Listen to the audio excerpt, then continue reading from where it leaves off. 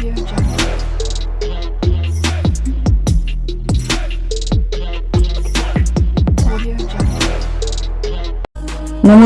আমি শম্পা।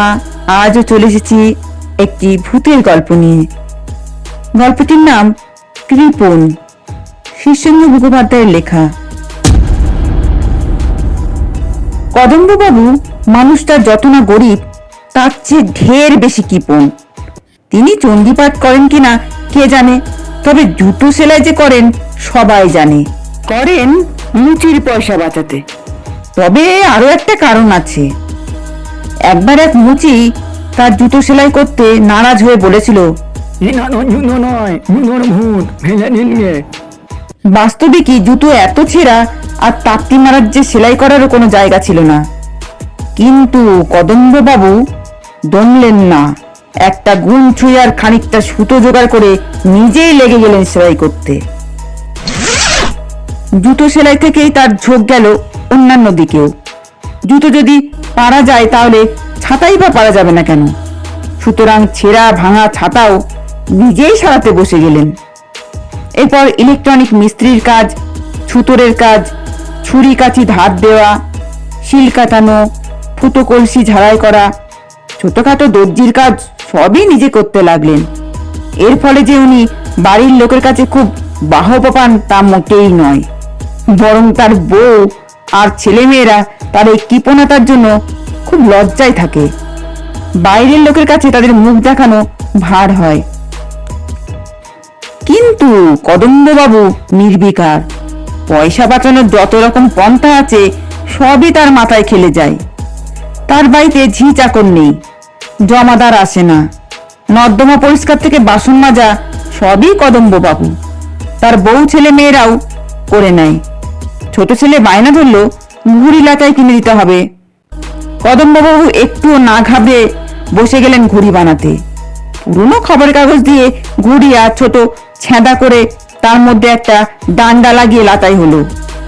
ঘুড়িটা উড়ল না বটে, কিন্তু কদম্ববাবুর পয়সাটা বেঁচে গেল।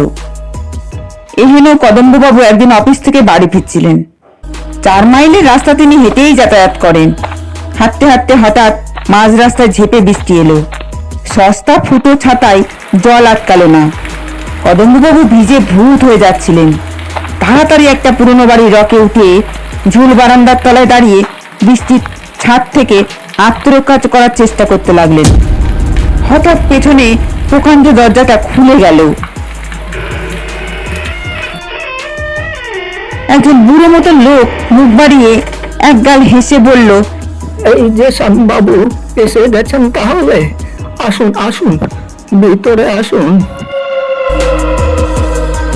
কদম্ববাবু তটস্থ হয়ে বললেন, আমি তো শ্যামবাবু নই। না হলে আর শুনছে কে? কর্তাবাবু দাবার ছক সাজিয়ে বসে আছেন যে। দেরি হলে কুরুক্ষেত্র করবে। একই অঙ্গ রসিকতা করার সময় আসুন আসুন। কদম্ববাবু সভয়ে বললেন, আমি তো দাবা খেলতে জানি না। লোকটা সহ্য করতে পারল না। কদম্ববাবুর হাতটা ধরে দরজার মধ্যে টেনে নিয়ে গিয়ে বলল, যা হোক, আপনি রসিক লোক আমি জানি, তাই বলে সবসময় রসিকতা করতে হয়?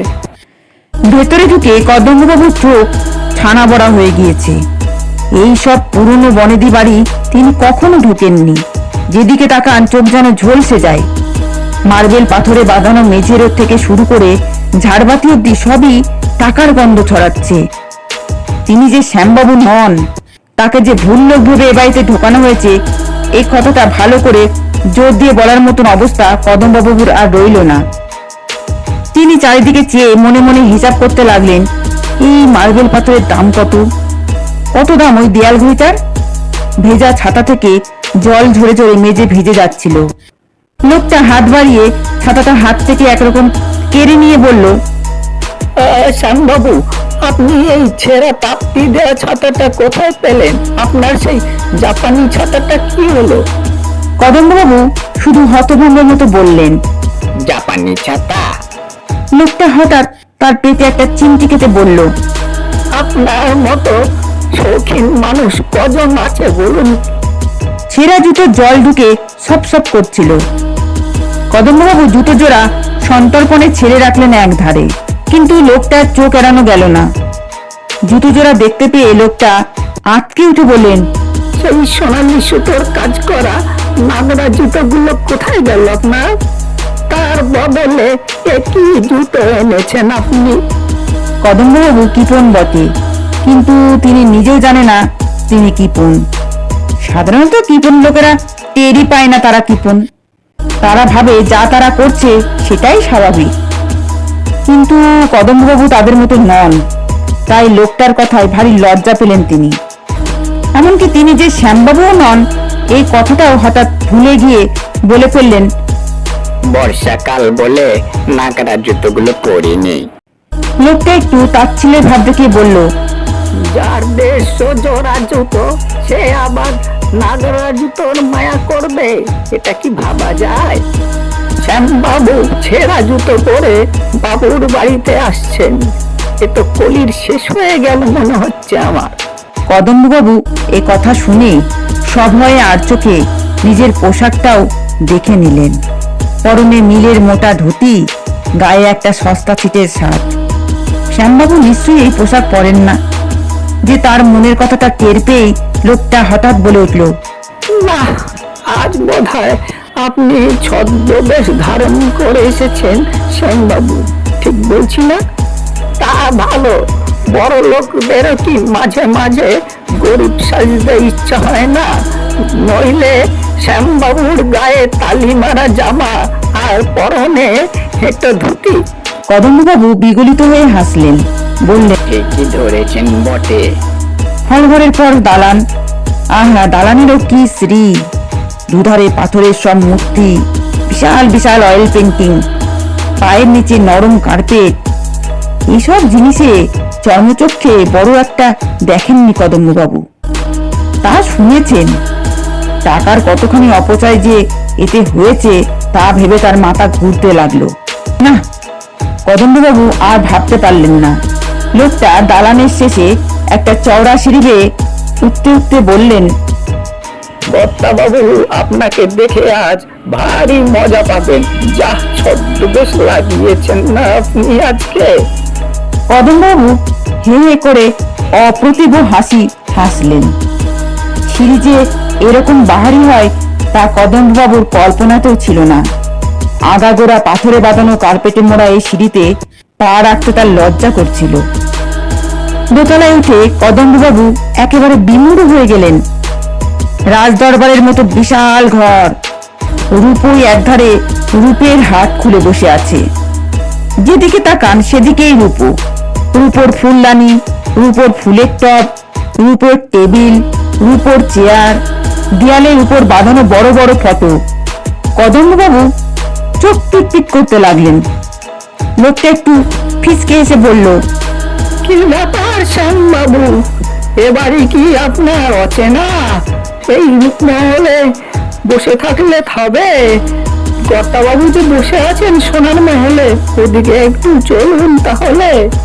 আসুন তাড়াতাড়ি। সোনা মহল্লা কদম্ববাবুর বেশ ঘাম হতে লাগলো শুনে। রূপমহলে যে লাখো লাখো টাকা ছড়িয়ে আছে চারধারে। কিং খাবের একটা পর্দা সরিয়ে লোকটা বলল, যান, ঢুকে পড়ুন।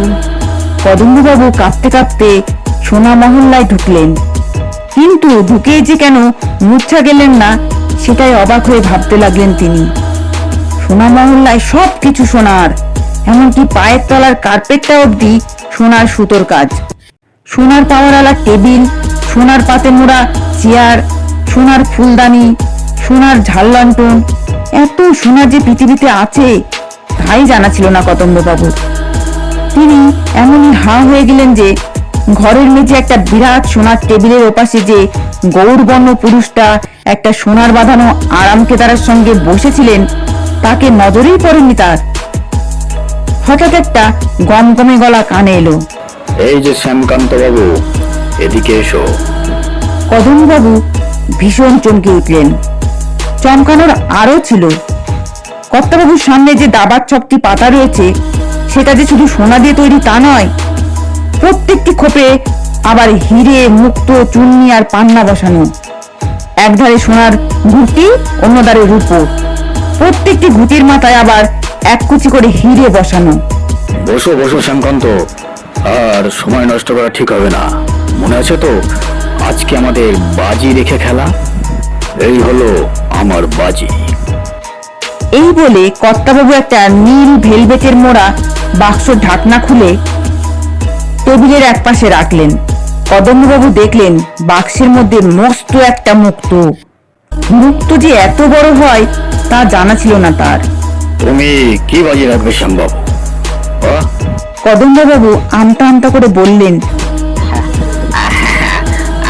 আমি গরিব মানুষ, আমি আর কি বাজি রাখবো বলুন। ভিতরে ঢুকে কদম্ববাবুর চোখ ছানা বড়া হয়ে গিয়েছে। কর্তাবাবু ঘর কাঁপিয়ে হা হা করে অট্টহাসি এসে বললেন, গরিবই বটে।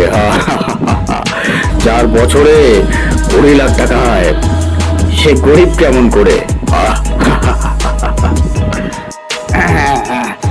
আগে আপনার তুলনায় কি এমন বড় লোক বলুন। কর্তাবাবু গম্ভীর হয়ে বললেন, সেটা ঠিক শ্যামবাবু, আমার মেলা টাকা, এত টাকা যে আজকাল আমার টাকার উপরে ঘেন্না হয়, খুব ঘেন্না হয়। কদম্ববাবু মুখটা হাঁ করে উঠল। কর্তাবাবু গম্ভীর গলায় বললেন, আজ সকালে মনটা ভালো ছিল না, কিছুতেই মনটা ভালো হচ্ছিল না। তা কি করলাম জানো? 10 লক্ষ টাকার নোট আগুন জেলে পুড়িয়ে দিলাম। কি বললেন? শুধু কি তাই, তারপর ছাদে উঠে মোহর ছুঁড়ে কাক তাড়ালাম। তারপর মনটা একটু ভালো হলো।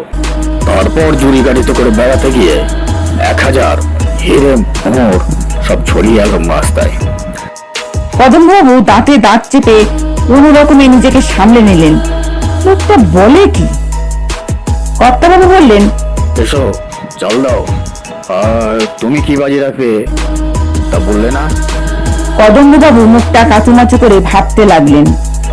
কর্তাবাবু নিজেই বললেন, টাকা পয়সা হিরে জহরত তো আমার কোনো দরকার নেই। তুমি বরঞ্চ এক কাজ করো, তোমার এই পকেটে ওই কলমটা বাজি রাখো। কলম? কদম্ববাবু শিউরে উঠলেন। মাত্র 8 আনায় ফুটপাত থেকে কেনা। তবু কদম্ববাবু উপায়ান্তর না পেয়ে কলমটাই রাখলেন মুক্তোর উল্টো দিকে। কিন্তু চাল দাবার যে কিছুই জানেন না কদম্ববাবু। চোখ বুজে একটা গুটি এগিয়ে দিলেন কদম্ববাবু। কর্তাবাবু বললেন, সাবাস। কদম্ববাবু চোখ মেলে একটা শ্বাস ছাড়লেন। তারপর বুদ্ধি করে কর্তাবাবু দেখাদেখি কয়েকটা চাল দিয়ে ফেললেন। হঠাৎ কর্তাবাবু সবিস্ময়ে বলে উঠলেন, একই তুমি যে কিস্তি দিয়ে বসেছ আমাকে, একই কাণ্ড, আমি যে মাত। তারপরে কর্তাবাবু হঠাৎ ঘর কাঁপি অট্টহাসি হাসতে লাগলেন। সে এমন হাসি যে কদম্ববাবুর মাথা ঝিমঝিম করতে লাগলো। চোখে অন্ধকার দেখতে লাগলেন। ভয়ে ভয়ে চোখ বুজে ফেললেন। যখন চোখ মেললেন তখন কদম্ববাবু হাঁ। কোথায় সেই সোনার ঘর? কোথায় রূপোর ঘর? কোথায় সেই ঝাড়বাতি আর দেওয়ালগিরি? কোথায় আসবাবপত্র? এই যে ঘুরঘুটি ভাঙা সোদা পোড়ো বাড়ির মধ্যে বসে আছেন তিনি। চারিদিকে চুনবালি খসে ডাই হয়ে আছে। চতুর্দিকে মাকড়সার জাল, ইঁদুর দৌড়াচ্ছে। কদম্ববাবু আজকে একটা চিৎকার দিলেন, তারপরে ছুটতে লাগলেন। সেই বাড়িরই এমন দশা কে বিশ্বাস করবে? মেঝের পাথর সব উঠে গেছে, সিঁড়ি ভেঙে ঝুলে আছে, দরদালানের দেওয়াল ভেঙে পড়েছে। কদম্ববাবু পড়ি কি মরি করে ধ্বংসস্তূপ পেরিয়ে কোনো রকমে বাইরের দরজায় পৌঁছালেন। দরজাটা অক্ষত আছে। কদম্ববাবু দরজাটার কড়া ধরে হ্যাঁচকা টান মারতেই সেটি খুলে গেল।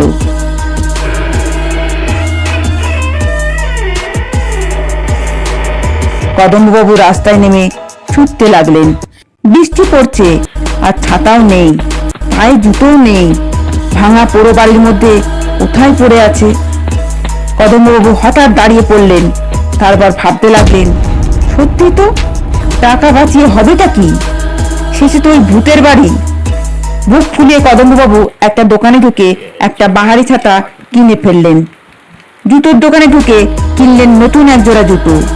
তারপর আবার ভাবতে লাগলেন, শুধু নিজের জন্য কেনাকাটা করাটা ভালো দেখাচ্ছে না। তিনি আবার দোকানে ঢুকে গিন্নির জন্য শাড়ি ও ছেলে মেয়েদের জন্য জামা কাপড় কিনে ফেললেন। মনটা বেশ ভালো হয়ে গেল তার। নমস্কার। গল্প পাঠে ভুল ত্রুটি হলে আবারও বলছি ক্ষমা করবেন। ভালো লাগলে লাইক কমেন্ট শেয়ার করবেন। আরও নতুন নতুন গল্প পেতে সাবস্ক্রাইব করবেন।